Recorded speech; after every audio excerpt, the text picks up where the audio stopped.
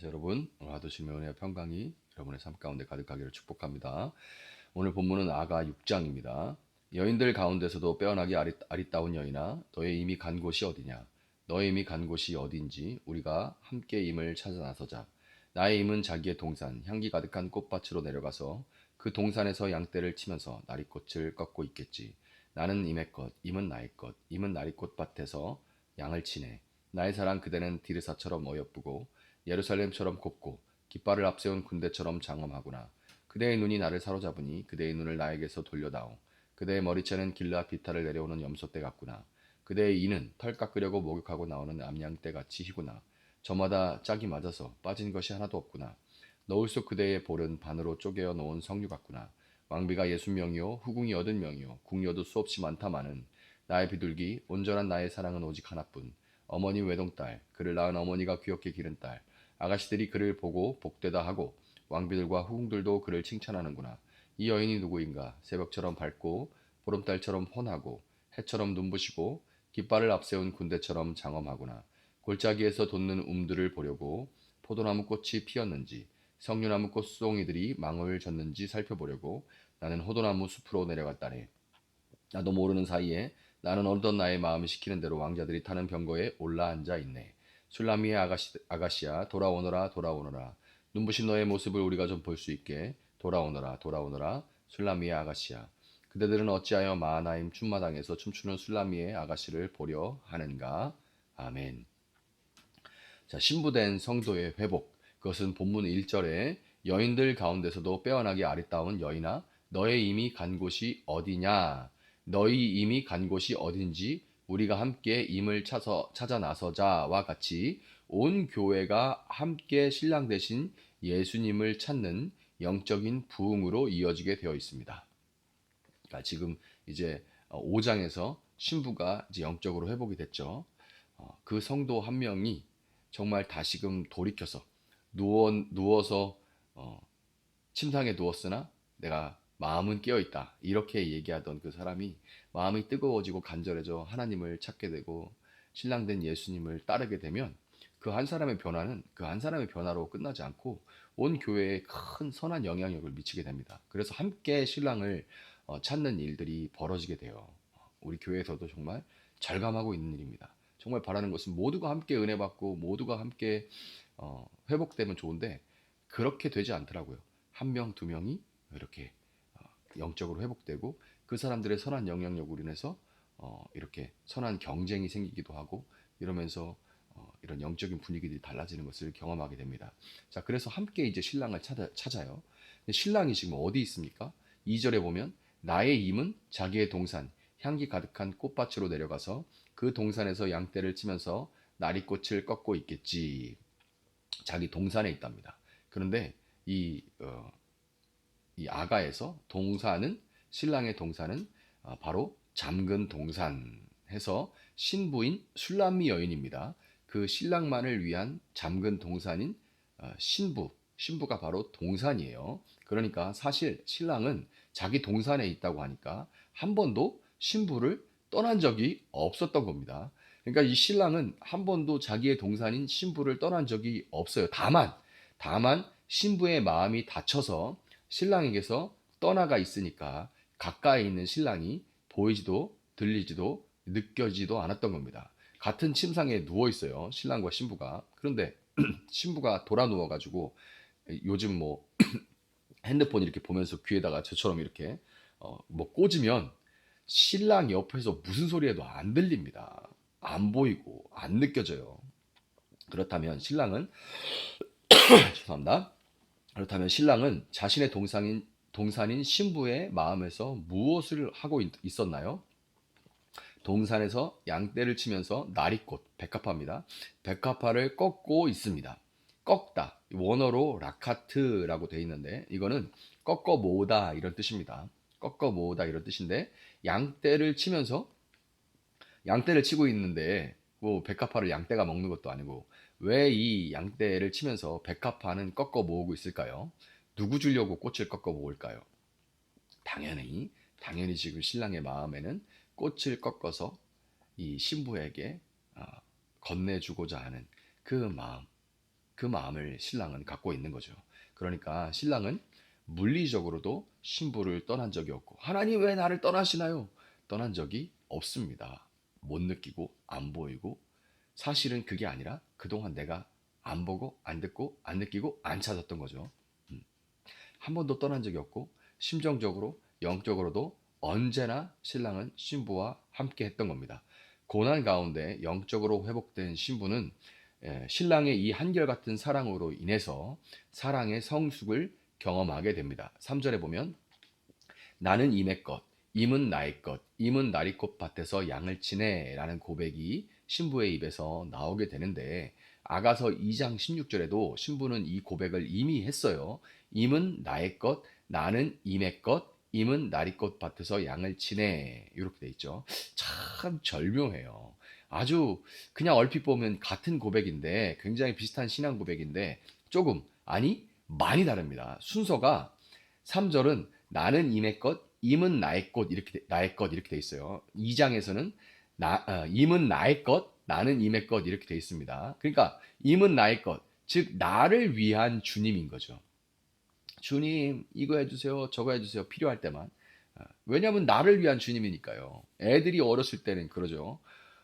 이거 해주고 아빠 이거 해주고 저거 해줘. 왜 아빠가 해줘야 되는데? 아빠니까. 할 말 없어요. 해주죠. 또 애가 어리니까. 그렇게 해줍니다. 그런데 이게 바뀐 거예요. 임은 나의 것, 이게 해서 나는 임의 것으로 바뀐 게 됩니다. 그러니까 주님을 위한 내가 된 거죠. 이거 진짜 놀라운 변화입니다. 나를 위한 주님. 여전히 신앙이 없는 건 아니지만 여전히 나 중심적이었다가 이제 주님을 정말 중심으로 한, 주님을 위한 내가 된 겁니다. 신부의 회복과 성숙의 신랑은 마치 그동안 신부에게 받은 아픔과 거절의 아픔과 무시당하는 이런 것들, 그리고 그 상처는 하나도 기억나지 않는 것처럼 기뻐합니다. 4절부터 9절까지 이어지는 신부에 대한 이 신랑의 칭송은 아가서 4장을 가득 수놓았던 것과 별반 다른 게 없어요. 동일하게 그냥 언제 이 신부가 그렇게 배은망덕한 짓을 했는지 기억도 못하는 것처럼 그냥 또 막 찬사를 쏟아놓습니다. 비록 신부는 변할지 몰라도 신랑의 신부에 대한 마음은 변함도 없고 중단도 없고 왜곡도 없이 언제나 신실, 이것을 우리가 신실하다고 하죠. 8절 왕비가 60명이요 후궁이 80명이요 궁녀도 수없이 많다마는 나의 비둘기 온전한 나의 사랑은 오직 하나뿐, 어머니의 외동딸, 그를 낳은 어머니가 귀엽게 기른 딸, 아가씨들이 그를 보고 복되다 하고 왕비들과 후궁들도 그를 칭찬하는구나. 자, 열왕기상 11장 3절에 따르면 솔로몬은 처첩이 1,000명에 이르렀다고 합니다. 처음부터 그렇진 않았을 때고 이제 혼인 외교를 하다 보니까 이제 그렇게 된 건데, 그 정도 숫자의 처첩이 되려면 이제 솔로몬 통치 시기가 꽤 길어졌다는 얘기인 거고, 그래서 이거는 왕비가 60명, 후궁이 80명이라고 말하는 때는, 즉 솔로몬이 술람 여인을 만났을 때는 그의 재위 기간 중 초중반에 해당한다고 할 수 있는 겁니다. 처첩이 많다는 것은 왕의 권세가 그만큼 대단하다는 것인데, 중요한 것은 그 많은 여인들 중 그 어느 누구도 술람미 여인 같지는 못하다는 겁니다. 왜냐하면 이 술람미 여인, 그녀는 어머니의 외동딸, 원어로 에하트, 어머니의 외동딸 에하트, 뭐냐면 이거는 원뜻이 선택된 하나, the one이라는 거예요. 바로 그 사람, 선택된 딱 하나라는 뜻이에요. 그렇기 때문에 다른 어떤 누구도 이 사람 같지는 못하다, 이겁니다. 신앙을 가진 많은 사람들이 가진 질문 가운데 왜 나는 택하고 다른 누군가는 택하지 않으셨는가 하는 겁니다. 이거는 반대로 믿지 않는 자들도 저 교회 다니는 사람들만 택했대, 하여튼 저 편협하고 아주 독선적이야, 이렇게 말하는 이유 중에 또 하나가 되기도 해요. 그래서 그런 질문들과 그런 것들을 당하다 보면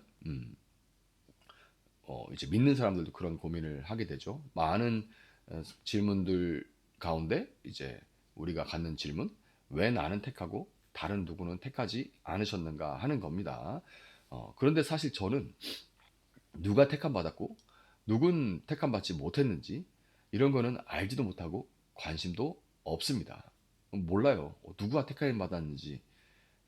제가 이제 하나님 앞에 왔으니까 택함 받은 사람이구나라고 아는 거지. 그럼 지금 제가 어떻게 합니까? 다만 저는 왜 그렇게 많은 사람들, 대단한 사람들 가운데 저를 외동딸, 에하트, 선택된 하나로 주께서 여기시고 택하셨는가 하는 것이 저는 궁금합니다. 오직 하나로 선택받아서 변함없는 사랑을 받고 어려움 가운데 연단된 이 술람미 여인은 이제 더 이상 쉽사리 나태해지고 매너리즘에 빠져서 게으른 신앙생활에 늘어나는 것은 핑계밖에 없는 그런 어리디 어린 그런 신자가 아닙니다. 10절에 보면 이 여인이 누구인가? 새벽처럼 밝고 보름달처럼 환하고 해처럼 눈부시고 깃발을 앞세운 군대처럼 장엄하구나. 이 표현처럼 언제나 신랑의 뜻을 이제는 무엇보다 앞세우는 좋은 군사로 신부는 성장하게 된 겁니다. 군사된 자는 11절에서 술라미 여인이 골짜기에서 돋는 움들을 보려고 포도나무 꽃이 피었는지 석류나무 꽃송이들이 망울졌는지 살펴보라고 호도나무 숲으로 내려갔다라고 하는 것처럼 그 마음이 살펴보는 것들, 그 마음이 신랑이 관심이 향해 있는 곳들을 살펴보고 어디에 신랑의 마음이 있는지를 살펴보는지에 신부의 마음도 향해 있습니다. 아버지 당신의 마음이 있는 곳에 나의 마음이 있기를 원해요. 아버지 당신의 눈물이 고인 곳에 나의 눈물이 고이길 원해요. 이 고백처럼 이렇게 되는 거예요. 그 신랑의 마음이 어디 있는지에 향하게 되는 겁니다. 그녀는 이제 12절 나도 모르는 사이에 나는 어느덧 나의 마음이 시키는 대로 왕자들이 타는 병거에 올라앉아 있네 라는 이 표현처럼 그 마음에 원하는 것이 자연스럽게 왕이신 신랑과 함께 다스리는 것에 향하게 된 겁니다. 유교의 종심소욕 불유구라는 말이 있죠. 마음에 따르는 대로 해도 더 이상 죄 짓지 않는다 이런 얘기가 있는데 사실은 그것을 이룰 수 있는 것은 이 사랑 때문에 신랑에 대한 사랑 때문에 신랑을 사랑하는 마음으로 하니까 그냥 이제 나도 모르게 그 신랑의 마음에 있는 왕자들이 타는 병거에 올라앉았네 라는 이 신부의 고백이 나오게 된 거예요. 여러분 우리 신랑된 예수님의 사랑은 우리를 유약한 응석바지로 만드는 것이 아니라 그 사랑은 우리를 좋은 군사로 만들어 갑니다. 놀라운 은혜와 사랑 안에서 이제 여러분들도 모두 그리스도의 좋은 군사로 나의 필요를 채우는 것을 넘어서 그분을 위한 삶을 살아가기를 소망할 수 있기를 예수님의 이름으로 축복합니다. 잠시 기도하겠습니다. 사랑하시는 주님 감사합니다. 술라미 여인은 어, 정말 침상에 누워 마음으로만 깨어있다 고백하는 그런 여리디 어린 그런 신앙에서 어린 신앙에서 나 중심적인 신앙에서 임은 나의 것 나는 임의 것인 신앙에서 나는 임의 것인 신앙으로 이렇게 성장하게 됐습니다. 군사 그리스도의 좋은 군사로 성장한 이 신부를 따라 우리도 하나님의 그 놀라운 사랑 가운데 예수님의 좋은 군사로 성장하고 성숙해 갈 수 있도록 주님 함께 하셔서 이제는 필요할 때만 이거 필요합니다. 저거 필요합니다. 하고 예수님을 그 이후에는 무시하는 그런 어린아이와 같은 신앙을 넘어 주께 기쁘시게 할 것이 무엇인가 시험하고 분별하는 저희들 되어질 수 있도록 주님 도와주시기를 원합니다. 감사하며 예수님의 이름으로 기도합니다. 아멘. 오늘 주신 말씀 붙들고 계속해서 기도합니다.